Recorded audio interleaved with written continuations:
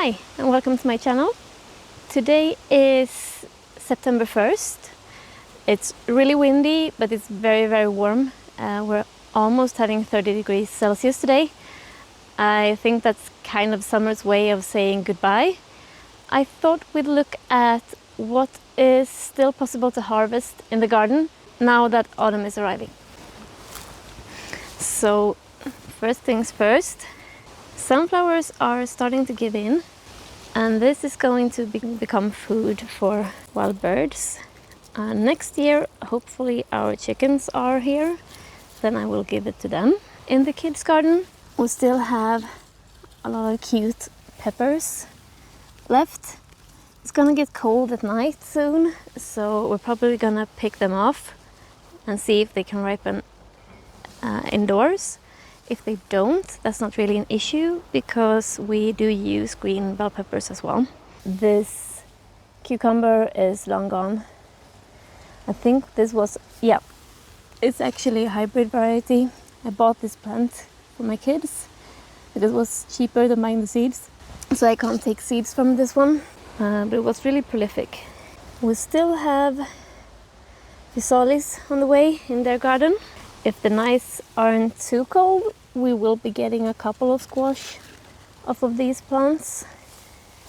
If we get frost, we're done for though, so fingers crossed. And these are ready to be harvested. Artichokes, really beautiful. Plant is not very happy, but here you can see that the weeds are trying to take over, but beans have started to grow here, even though the situation was not optimal. We might end up getting a couple of squash here, we'll see. I have had a visit from something on my raspberries. You can see they've been chewed off. This is either deer or bunnies. However, they haven't touched the actual raspberries, so I can still pick raspberries.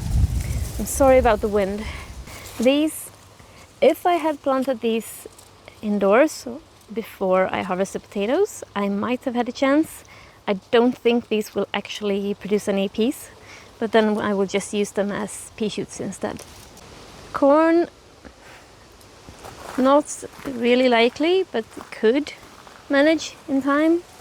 However, broad beans are producing scraggly looking plants, but still producing some. Any food is good food. These are ready to be picked. Lost 2 potato patches here, and this one as well. Up here we are actually starting to see some flowers. So pea. So they might be scraggly looking, but they are actually producing food. The physalis plants are looking gorgeous and are very prolific. Hopefully they fill out in time before we get too cold overnight. Broccoli is flowering, but still producing small heads for us. These are actually flowering again for some reason. These I've picked, so that's why. These are being eaten by cabbage larvae. This is not ready to be picked today, but it is a really green and nice looking potato patch. So maybe in a couple of weeks, hopefully. And this is the one surviving sweet potato. It's spreading nicely. I don't think... Oh wait, look! Look! I don't care that it's only one. That's really cool. Alright. There's way too little soil in there for anything big to grow. I put it there just to see if it could survive, and I should have moved it while it was small, and when I saw that it was actually surviving. I didn't because I forgot it, and now it's a bit too late. So it has too little soil to actually produce, but that's really cool. There's actually a sweet potato in the middle. We'll see later on. We do still have herbs. I do have a very sad sage, but we do still have herbs. Some tomatoes left on that one. These are insane. They just don't want to stop produce. And the same goes for this.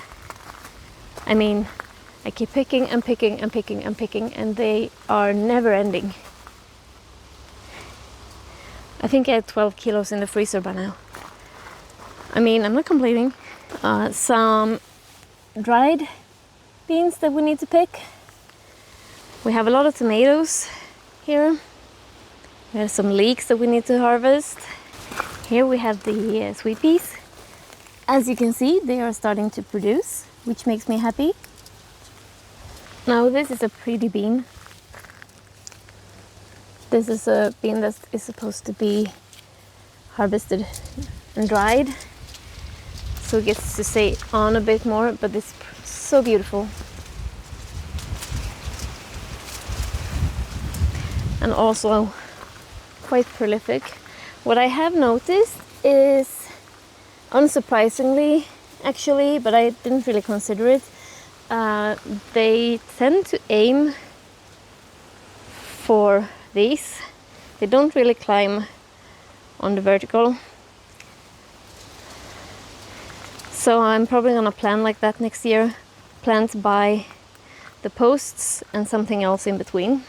I can harvest beets.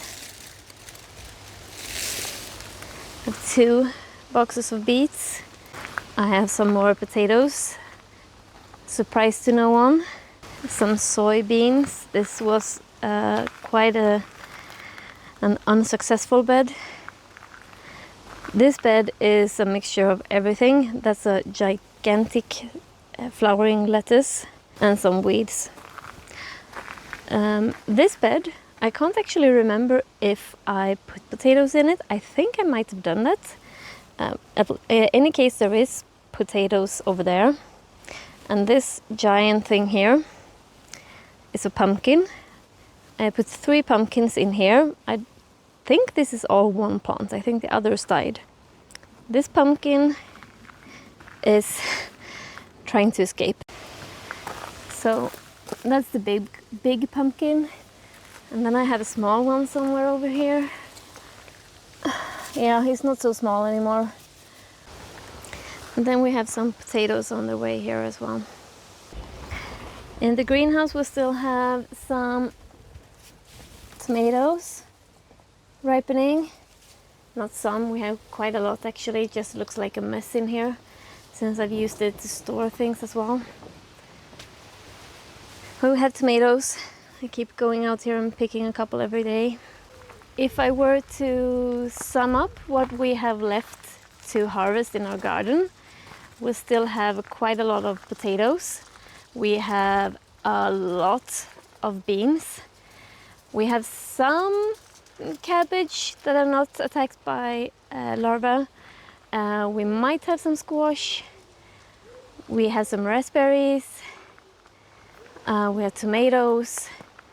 We have beets. We have more kinds of beans.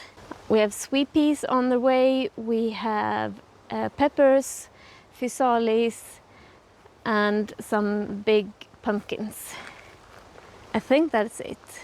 Once I stopped this recording, I realized I actually didn't sign off, but by then it was too late because my carpenter was back on the roof making noises. I did, however, put my phone in my pocket and get work on harvesting since we are getting a lot of rain tomorrow. I did this on my lunch break and I had this idea of being able to harvest all of the potatoes, all of the beans, including the dried ones, and all of the tomatoes, and so on. But my lunch break was only long enough for the beans and 2 of the potato beds. So I harvested 3.6 kilos of beans from the 2 beds, the one around the deck and the purple variety. And I brought in 38.5 kilos of potatoes from those 2 small beds in front of the compost bins. So if crisis comes knocking at our door, I guess we'll be living off of potatoes and beans. We also got a nice surprise this afternoon. Our neighbor knocked on our door and handed us a bag of apples. I weighed it at 7.5 kilos, so now I have a lot of fun things to do with that. I usually only make applesauce and I could really use some variety. So if you have any tips for great apple recipes, please post them below. And as always, have a really great week.